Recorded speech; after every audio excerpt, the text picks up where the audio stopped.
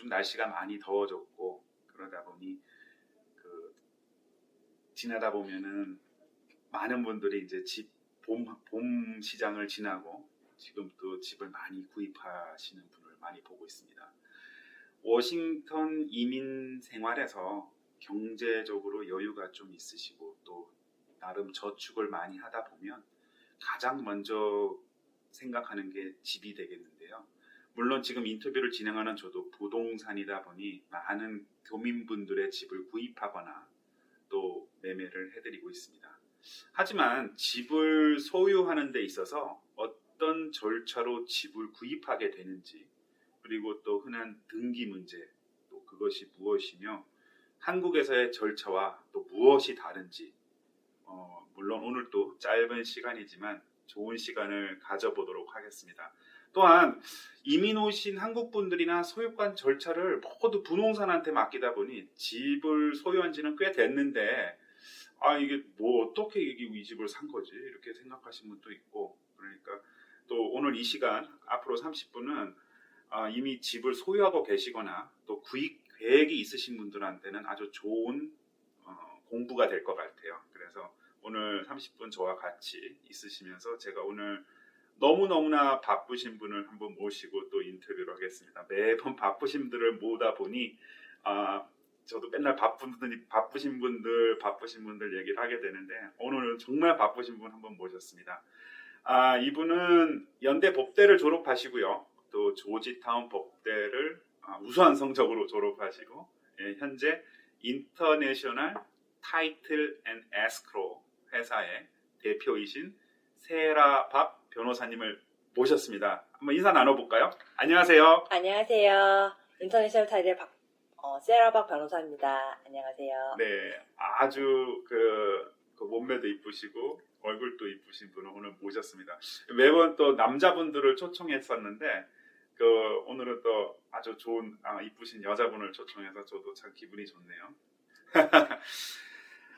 바로 시작하죠. 지금 또 우리 주어진 시간이 30분이다 보니까 뭐 청취자분들 대부분이 한 번은 그러시더라고요. 30분 언제 지나는지 모르겠다고 말씀하시는데 오늘 또 얘기하다 보면 또 30분 금방 지나갈 것 같은데 아주 좋은 시간일 것 같고요. 첫 번째로는 지난번 얘기했다시피 혹시 운전 중이시거나 또 이렇게 서서 이런 방송 듣고 계신 분들은요, 목을 한번 앞뒤로 한번 젖혀주시고 또 동그라미 그려보시고요. 또 다리도 한번 폈다 한번 하시는 게 또 건강에 좋다고 그랬죠. 한번 해주시기 바랍니다. 자, 시작하죠. 물론 박 변호사님이나 저나 대부분 아는 사실이지만 우리가 이제 처음부터 얘기를 하자면은 한국의 부동산 구입 과정과 미국의 또 그것과 대체적으로 너무 수상적인 의미이긴 하지만은 무엇이 다른가 한번 말씀해 보시겠어요? 네. 가장 큰 차이점은 제가 지금 운영하고 있는 타일 회사인 것 같아요. 왜냐하면요, 한국에서 많은 분들 아시겠지만 집을 구매하실 때 부동산을 찾아가잖아요. 한국에서는. 그리고 거기 찾아가셔서 부동산 이제 중개업자가 주는 계약서에 이제 사인하시고 어떤 중간에 변호사 회사나 타일 회사에 거치지 않으시고 직접 셀러나 바이어가 중간 부동산을 끼고 이렇게 직접 거래를 하시게 되거든요. 근데 이제 미국에서는 그 타일 회사 혹은 변호사 회사에서 중간에 이제 끼게 되어서 이 회사가 중간에 돈을 다 받아서 모든 서류 작업을 다 준비해드리고, 그리고 클로징이 끝나고 이제 사인된 이제 집문서라고 하죠. 디드라고 하는 서류를 홀트에다가 등기하는 작업을 해주는 이제 타일 회사를 거치셔야 된다는 게 가장 큰 차이점이신 것 같아요.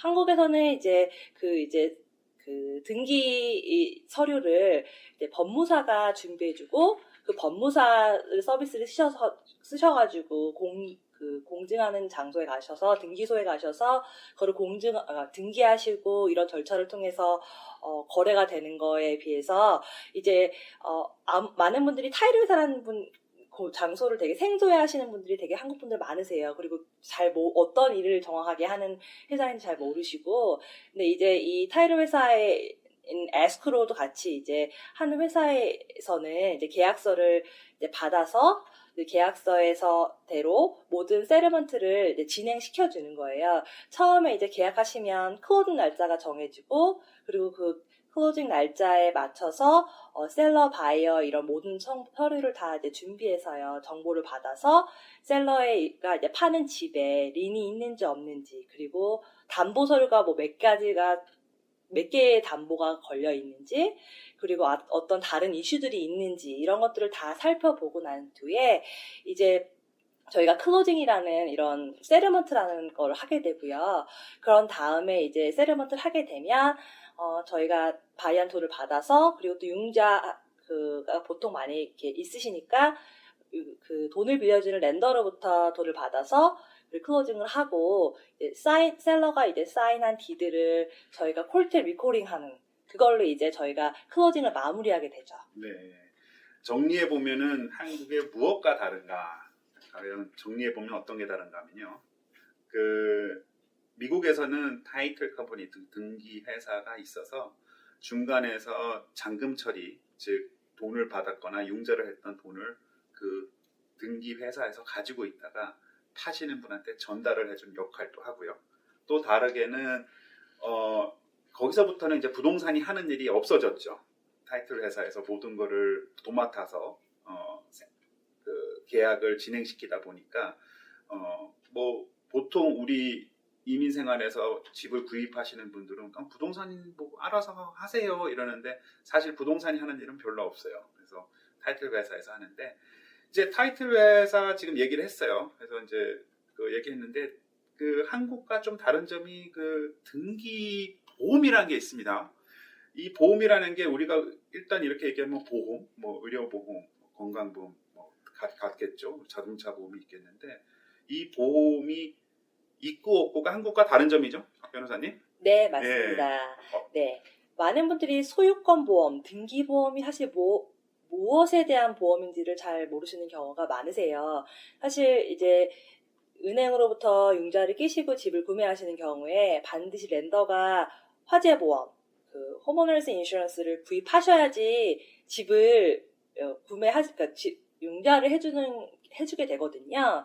그래서 많은 분들이 그 등기보험이랑 화재보험을 구분을 약간 잘 못하시는 분들이 많이 있으세요. 이 등기보험은 처음에 집을 구매하실 때 클로징에서 이제 딱 한 번에 구매하시는 거고요. 집을 소유하고 있는 동안 계속 보장 받으시는 거예요. 나중에 집을 파실 때까지 한 번 구입해서 계속 보장 받으시는 거고요. 한국과 달리 미국은 어떤 사람에 대한 어떤 정보라든지 어떤 그런 이런 개인 인포메이션들이 프라이빗 인포메이션이라고 해서 이렇게 보장이 되기 때문에 이제 셀러가 나중에 클로징을 하고 나서 셀러가 어떤 몰랐던 저지먼트라든지 뭐 어떤 이슈들이 나올 수가 있어요. 그런 경우에 해결하지 못하는 이슈들을 이제 소유권 보험을 통해서 이게 등기보험이라고도 하고 소유권 보험이라고도 하는데 영어로는 오너스 펄러시라고 하거든요. 그런 보험들이 보장을 해주는 보험이라고 생각하시면 됩니다. 근데 이게 보통 렌더 스타일 인슈런스 은행에서 융자를 하실 때 반드시 구매하셔야지 은행에서 융자를 해주는 보험과 달리 이 소유권 보험은 바이어께서 본인을 프로텍트하기 위해서 알지 못하는 지금 현재 타일의 설치를 통해서 알지 못하는 타일 회사가 현재 알고 있지 못하는 알 수 없는 이런 여러 가지 이슈들을 보장해 주는 거라서 본인이 선택해서 하시는 거기 때문에요. 사실 옵셔널이라고 클로징 디스클로저에 나와 있어요. 하지만 많은 경우에 미국에서는 이 소유권 보험을 클로징과 항상 함께 구입하시는 경우가 사실 대부분이세요. 네. 막상 또 이렇게 설명하니까 등기 뭐 또 뭔 소린가 이게 그런 걸 나는 샀나 안 샀나 이렇게 얘기를 하는데 주로 걱정하지 않으셔도 되는 게요. 대부분 99% 이상의 홈 바이어들은 특별한 이유가 없는 이상 보험은 가졌다고 생각하셔도 돼요. 괜히 지금 또 깜짝 놀라셔가지고 서류 뒤지고 또 지난번에 집 사셨던 부동산에 전화하셔가지고 나 등기보험 샀냐 안 샀냐 물어보실 필요 없습니다. 대부분 다 사셨고요. 그러면 이제 등기보험이라는 게 아니 근데 뭐가 그렇게 뭐 내가 사인하고 다 했는데 보험이 뭐 그렇게 필요한가? 내가 지금 살고 있고 뭐 이런데 대부분 제가 일반적인 얘기는 사실 우리가 집을 사는 과정에서는 참 신기하게도 집 파는 사람의 얼굴을 못 보고 사는 경우가 대부분이에요. 어쩌다 시간이 잘 맞아서 마지막으로 사인하는 날 잠깐 보든가 그런 기회를 제외하고는 얼굴을 못 보고 파는 경우가 있는데 뭐 아니 파는 사람 얼굴도 안 보고 집을 사나 이러신 분들이 가끔 있어서 하는 얘기입니다. 그래서 이 보험 쪽에서도 먼저 첫 번째로는 지금 파는 사람의 문제가 될 수가 있는 경우가 있죠, 박 변호사님. 네, 맞습니다. 흔하진 않지만. 예, 미국에서는 그 집에 본인이 이제 결혼하신 분이신 경우에요. 이제 만약에 이혼하는 경우도 사실 미국에는 많잖아요. 네. 이제 결혼하신 분이 이혼하시게 되는 경우에 그 네. 집에 대한 재산 분할에 대한 어떤 이슈가 있을 수 있고요. 네. 본인 혼자 이름으로 되어 있다 하더라도 상대방 이혼하는 배우자의 권리를 주장할 수 있는 경우가 있을 수가 있어요. 네. 그런 경우도 이제 소유권 보험으로 이제 보장 받으실 수 있는 거고요. 또 다른 경우는 이제 그 집의 소유주가 뭐 윌이나 이런 다른 그 유언장을 만들어 오지 않고 트러스트나 이런 걸 셋업하지 않으시고 돌아가셨을 경우에 또 이제 재산이 상속되는 과정에 있어서 그것에 문제가 생겨서 하는 경우가 있을 수 있거든요. 그런 여러 가지 경우들의 이제 타일을 그 소유권에 있어서의 이슈들을 보장받으실 수 있는 거예요. 그러면은 사실 이제 파시는 분이 제대로 해결이 안 됐거나 기타 자기도 모르는 사이에 다른 것이 묶여 있는 경우에 집을 파는데 문제가 없는 줄 알았는데 나중에 가서 생겼을 경우란 말이에요. 네네. 그러면 내가 돈을 내고 다 샀는데도 불구하고 잘못되는 경우에는 내가 산 집을 뭐 흔하게 뺏기진 않겠지만은 또 전쟁이 일어날 수가 있겠네요. 그죠? 그럼요. 그래서 지금 인슈런스를 들으시는 거잖아요. 네. 그래서 이제 미국에는 이제 한 5개 정도 큰 인슈런스 컴퍼니들이 있어요. 이 타이틀 인슈런스를 제공하는. 그 회사들이 많은 분들이 이제 구매하시는 자동차 보험처럼 이제 종류가 몇 가지가 있는데요.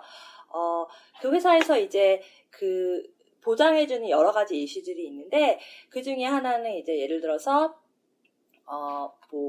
집의 바운더리에가 펜스가 쳐져 있는데 다른 옆집에 그 펜스 프로퍼티 라인을 침범하는 경우에 네. 그런 경우에 이제 만약에 옆집 주인이 이제 바뀌어가지고 본인이 서베이를 해봤는데 너의 그 펜스가 우리 집을 침범했다. 이거 다시 리무브 해달라 내지는 다시 조정을 해달라 하는 경우에 비용이 발생하잖아요. 네. 그런 여러 가지 이슈들은 사실 클로징 전에 알기가 쉽지 않은 경우가 그렇죠. 많거든요. 네. 예, 그런 이슈들 여러 가지 사소한 것부터 큰 것까지 이제 커버가 되신다고 보시면 되세요.